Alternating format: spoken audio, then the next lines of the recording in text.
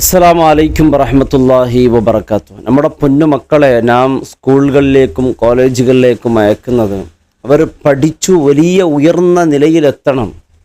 നാടിനും സമൂഹത്തിനും സമുദായത്തിനും മാതാപിതാക്കൾക്കും ഒരു അഭിമാനമുള്ള, അതായത് കൺകുളിർമ നൽകുന്ന നല്ലൊരു മക്കളായി നമ്മുടെ മക്കൾ സമൂഹത്തിൽ തല ഉയർന്ന് നടക്കണം എന്ന നല്ല നിയത്തിലാണ് ഓരോ മാതാപിതാക്കൾ സ്കൂൾ മദ്രസകളിലൊക്കെ നമ്മുടെ മക്കളെ അയക്കുന്നത്. എന്നാൽ എൻ്റെ പ്രിയപ്പെട്ടവർ, നാം കേൾക്കുന്ന വാർത്തകളോ, ഇന്ന് കേട്ട വാർത്ത എന്താണ്? സുബ്ഹാനല്ലാഹ്, വല്ലാത്ത വേദന തോന്നി. അതായത് ടോയ്ലറ്റിൽ ബാത്റൂമിൽ പോയി ഒരു വിദ്യാർത്ഥിനി അവിടെ പ്രസവിക്കുന്നു എന്നുള്ളതാണ്.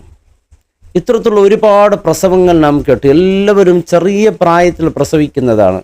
പ്രസവിക്കുന്ന കുട്ടിയാണെങ്കിലോ നല്ല ആരോഗ്യവനായ ഒരു കുഞ്ഞിനെയാണ് പ്രസവിക്കുന്നത്. ഇവർക്കൊന്നുമില്ല ഇവിടെ ടെസ്റ്റോ മറ്റു കാര്യങ്ങളോ ചെക്കപ്പോ ഒന്നുമില്ല. ചെറിയ ചെറിയ പ്രായത്തിൽ പ്രസവിച്ച് എത്രയോ സംഭവങ്ങൾ നാം കേട്ടവനാണ്. ലിന പ്രസവിക്കുമ്പോൾ ലിനയുടെ പ്രായത്തിലാണ് 5 വയസ്സ് മാത്രമാണ് ലിനയുടെ പ്രായം.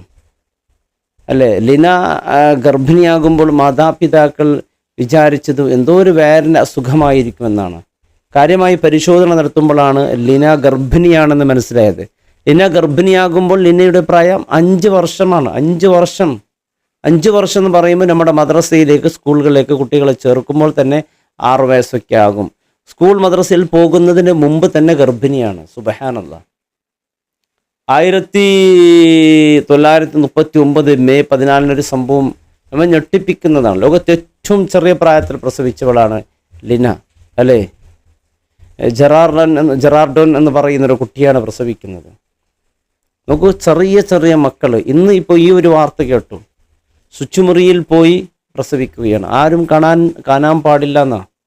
ഇവരൊരു ചെക്കപ്പിനോ ഒരു ടെസ്റ്റിനോ ഒന്നും പോകില്ല. എന്നാൽ നല്ല ആരോഗ്യവതിയാ പ്രസവിക്കും. എൻ്റെ പ്രിയപ്പെട്ടവർ, അതല്ല ഞാൻ ഏറ്റവും സങ്കടം, നമ്മുടെ മക്കൾ ഒരു സ്വാലിഹത്തായി നല്ല മക്കളാകണമെന്നാണ് നമ്മൾ പഠിക്കാൻ വേണ്ടിയൊക്കെ അയക്കുന്നത്. എന്നിട്ടോ ഇവർ പഠിക്കാൻ പോയവിടെ ചെയ്യുന്നതാണെങ്കിലോ ഒരു കുടുംബത്തെ കണ്ണീരിലാക്കുന്ന സംഭവങ്ങളാണ്. വളരെ വേദനിപ്പിക്കുന്ന ഓരോ സംഭവങ്ങളാണ്. ഇത് വളരെ ഗൗരവത്തോട് നമ്മുടെ മാതാപിതാക്കൾ ഇത് കാണണം, ഗൗരവത്തോടു കൂടി ചർച്ച ചെയ്യണം. കാരണം വീട്ടിൽ നിന്ന് പോയ പെൺകുട്ടി വീട്ടിലേക്ക് തിരിച്ചു വരുന്നത് ഗർഭവതിയായിട്ടാണ്. ഇത് മാതാപിതാക്കൾ അറിയുന്നത് എപ്പോഴാണ്? 3-4 മാസമായതിൻ്റെ ശേഷം കുട്ടിയെ വേറെ വേദന തുടർന്ന് ആസ്പത്രിയിൽ പോകുമ്പോഴാണ് കൃത്യമായിരുന്നത്. ചില ആളുകൾ അറിയുന്നത് എപ്പോഴാണ്? പ്രസവിക്കുന്ന സമയത്ത് അറിയുന്നതാണ്. ചില ആളുകൾ പ്രസവിച്ചതുപോലും അറിയുന്നില്ല. ഏതെങ്കിലും ശുചിമുറിയിൽ പോയി പ്രസവിക്കുന്നു, പിന്നെ അറിയാനേ ഇല്ല. എവിടെയെങ്കിലും അറിഞ്ഞു എന്നല്ലാതെ അവിടെ തന്നെ കുഞ്ഞിനെ കൊന്നുകളയുന്നു.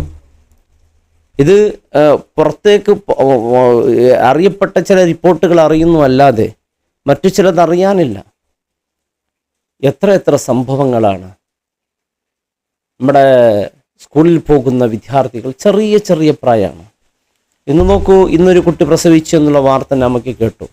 അപ്പോൾ ആ കുട്ടിയുടെ പേരോ നാടോ അല്ലെങ്കിൽ ആ കുട്ടിയുടെ സ്ഥലമോ നമുക്ക് അറിഞ്ഞിട്ട് ഒരു കാര്യവുമില്ല. അത് പറഞ്ഞിട്ട് ഒരു കാര്യമില്ല. ആ കുട്ടിയുടെ ഫളീഹത്താക്കാൻ നാം ഒരിക്കലും പാടില്ലാത്ത കാര്യമാണ്. എന്നാൽ നമ്മുടെ മാതാപിതാക്കൾ മക്കളെക്കുറിച്ച് വളരെ ഗൗരവത്തിൽ വേണം. അവരാരെ കൂടെയാണ് കൂട്ടുകൂടുന്നത്, ആരൊക്കെയാണ് ഇൻസ്റ്റയിലൊക്കെ അവർക്കുള്ള കൂട്ടൽ. നമുക്ക് മദ്രസകളിൽ റബീഉൽ അവ്വലിന് പാഠപ്രസംഗം പഠിക്കാൻ വേണ്ടി വന്നിട്ട് പാഠപ്രസംഗം ചാറ്റിങ്ങും ചീറ്റിങ്ങുമാണ് നടക്കുന്നത്. പലയിടങ്ങളിൽ എല്ലാവരും മൊബൈൽ കൊണ്ടുവരും. പാവം ഉസ്താദന്മാർ മാതാപിതാക്കൾ വിചാരിക്കും പഠിക്കാൻ വേണ്ടിയാണ് മക്കൾ കൊണ്ടുവരുന്നത് എന്നാൽ വേറെയാണ്. ചില ഉസ്താദന്മാർ പിടിക്കപ്പെടുന്നു. പിന്നെ കുട്ടികളുടെ ഇസ്സത്തിനും ഭാവിക്ക് വേണ്ടി അതൊന്നും പരസ്യപ്പെടുത്താതെ അങ്ങ് മറച്ചു വെക്കുന്നു. എത്ര സംഭവങ്ങളാണ് എൻ്റെ പ്രിയപ്പെട്ടവരെ. മാതാപിതാക്കൾ വളരെ ഗൗരവത്തോടു കൂടി നമ്മുടെ പൊന്നുമക്കളുടെ മൊബൈലാണ് ഏറ്റവും വലിയ ഇതിന് കാരണം. രണ്ടാമത്തെ കാരണം, ഈ ലിന ഗർഭിണിയാകുന്നത് 5 വയസ്സ് പ്രായമാണ് ലിനക്ക് ഗർഭമുണ്ടാവാൻ കാരണം കുടുംബത്തിൽപ്പെട്ട ഒരാളിൽ നിന്നാണ് ഗർഭവതിയാകുന്നത്. കുടുംബത്തിൽപ്പെട്ട ഒരാളാണ്. നമ്മൾ പല വീട്ടിലേക്കും കുടുംബ വീടാണെന്ന് പറഞ്ഞ് ഇങ്ങനെ അവരെ വീട്ടിലേക്ക് ഗസ്റ്റായി പോകുമല്ലോ. ചിലപ്പോൾ അന്ന് രാത്രി എന്ത് സംഭവിക്കുമെന്ന് അറിയുന്നില്ല. മാതാപിതാക്കളെ ശ്രദ്ധയില്ലായ്മ കൊണ്ടാണ് അത് ശ്രദ്ധിക്കുന്നത്. എൻ്റെ കൂടെ എൻ്റെ പൊന്നു മക്കൾ, എൻ്റെ പെൺകുട്ടികളുണ്ട്. അവർ രാത്രി അവരെ കൂടെയായിരിക്കണം ഉറങ്ങേണ്ടത്. അവർക്ക് സുരക്ഷിതമുള്ള മുറി അവിടെ ഉണ്ടോ, അത്തരത്തിലുള്ള സാഹചര്യം അവിടെ കിട്ടുന്നുണ്ടോ, എന്തെങ്കിലും അവിടെ ഉറങ്ങാം. പിന്നെ മറ്റുള്ള സാഹചര്യമൊന്നുമില്ല, അവിടെ എല്ലാ പെൺകുട്ടികളാണ് എന്നൊക്കെ കൃത്യത വരുത്തണം. ഏറ്റവും വിശ്വസിക്കപ്പെടുന്നവരെന്നാണ് എൻ്റെ പ്രിയപ്പെട്ടവർ ഇതും കൂടുതൽ നടക്കുന്നത്. പിന്നെ സ്കൂൾ കോളേജുകളിലാണ് കൂടുതൽ നടക്കുന്നത്. അതും ഒരു പ്രിയപ്പെട്ടവർ എന്നിട്ടാണ്, പ്രിയപ്പെട്ടവരെ ഇഷ്ടപ്പെട്ട് സ്നേഹത്തിലൂടെ അവരെങ്ങനെ സ്നേഹിച്ചു, പിന്നെ അത് വേറെ ഒരു അവസ്ഥയിലേക്ക് അല്ലേ, ദർശന, പിന്നെ സ്പർശനായി, പിന്നെ പലതിലേക്കുമായി. അള്ളാഹു കാത്ത് രക്ഷിക്കട്ടെ. അതുകൊണ്ട് നമ്മുടെ മക്കളെ കാര്യം നിസ്സാരമായി ഒന്നും കാണണ്ട. ഇങ്ങനെ ആയി കുട്ടി പ്രസവിച്ചെന്ന് അറിഞ്ഞതിൻ്റെ ശേഷം പിന്നെ ആ കുടുംബവും അതുപോലെ ആ മാതാപിതാക്കളും കണ്ണീരിലാണ്. പുറത്തിറങ്ങാൻ പറ്റൂല ഈ മക്കളെ കൊണ്ട്. അങ്ങനൊന്ന് സംഭവിച്ച് ഈ ഇത്ര മാസം ആ കുട്ടിക്ക് ആയതുപോലും ആ കുടുംബം അറിഞ്ഞില്ല എന്ന് പറയുമ്പോഴാണ് വലിയ സങ്കടം. അത്രത്തോളം ആ മക്കൾ അതിനെ ഒലിപ്പിച്ചു കൊണ്ടാണ് നടക്കുന്നത്. എന്താ മോളെ, നിൻ്റെ വേർക്ക് എന്താ അസുഖം ഉണ്ടെന്ന് ചോദിച്ചിട്ട് മാതാപിതാക്കളുടെ ദേഷ്യത്തോട് സംസാരിക്കൂ. അങ്ങനെ അസുഖം ഉണ്ടെങ്കിൽ ഞാൻ അങ്ങോട്ട് പറയില്ലേ, നിങ്ങൾ കാര്യമില്ലാതെ അസുഖം എന്ന് പറയുന്നത് എന്തിനാണ്? അങ്ങനെ മാതാപിതാക്കളെ വിരട്ടുകയാണ് വീട്ടിൽ മക്കൾ. അങ്ങനെയുണ്ട്. ഇത്തരത്തിലുള്ള സാഹചര്യം സന്ദർഭത്തിൽ നമ്മുടെ മക്കളുടെ കാര്യത്തിന് നാം ഒരു ശ്രദ്ധ നടത്തിയില്ല എങ്കിൽ എൻ്റെ പ്രിയപ്പെട്ടവരെ, ഇത് നമ്മുടെ വീട്ടിലും സംഭവിക്കാം. അള്ളാഹു കാത്ത് രക്ഷിക്കട്ടെ. നമുക്കൊന്നും ഇതിന് പിന്നെ ഒന്നും ചെയ്യാൻ പറ്റൂല. അള്ളാഹു അവരെ സ്വാലിഹ്യങ്ങളാക്കണമെന്നല്ലാതെ കുട്ടികൾക്ക് ഇങ്ങനത്തെ ഒരു സംഭവം ഉണ്ടായാൽ തീർച്ചയായും അവരുടെ മാതാപിതാക്കളുമായി ഇതിനെക്കുറിച്ച് പറയണം. ഉമ്മ, എനിക്ക് സ്കൂളിൽ ഇങ്ങനെ സംഭവിച്ചു, ഇന്ന് കൃത്യമായി പറയണം. പറഞ്ഞില്ല എങ്കിൽ പിന്നെ അവസാനം ഈ ഒരു അവസ്ഥയിലേക്ക് എത്തിയാൽ പിന്നെ നാണംകേടല്ലാതെ മറ്റൊരു മാർഗം അവിടെ ഇല്ല, മറ്റൊരു വഴിയില്ല. അവിടെ കുടുംബവും നാടും എല്ലാം നാറി. പിന്നെ ആ കുടുംബത്തിൽ എന്തെങ്കിലും ഒരു ആലോചനയ്ക്ക് വരുമ്പോൾ ആദ്യം പറയുന്നത് ഇങ്ങനെയാണ്: ആദ്യം ഒരു പ്രസവം കഴിഞ്ഞതാണ്, അന്വേഷിക്കുന്നുണ്ടോ എന്നാണ്. ചില ആളുകൾ പ്രസവിച്ച് കുഴിച്ചു മൂടുന്നവരൊക്കെയുണ്ട്, പിന്നെ അറിയാനേ ഇല്ല. അള്ളാഹു കാത്ത് രക്ഷിക്കട്ടെ. നമ്മുടെ മക്കൾ സ്കൂൾ മദ്രസയിൽ പോകുമ്പോൾ ഒതോടുകൂടി പോവുക. അന്യപുരുഷന്മാർ പരസ്പരം ബന്ധം, സ്പർശനം പോലും വലിയ ഹറാമാണ് പരിശുദ്ധ ഇസ്ലാം പഠിപ്പിച്ചത്. നോട്ടവും സ്പർശനം ഒരിക്കലും പാടില്ല.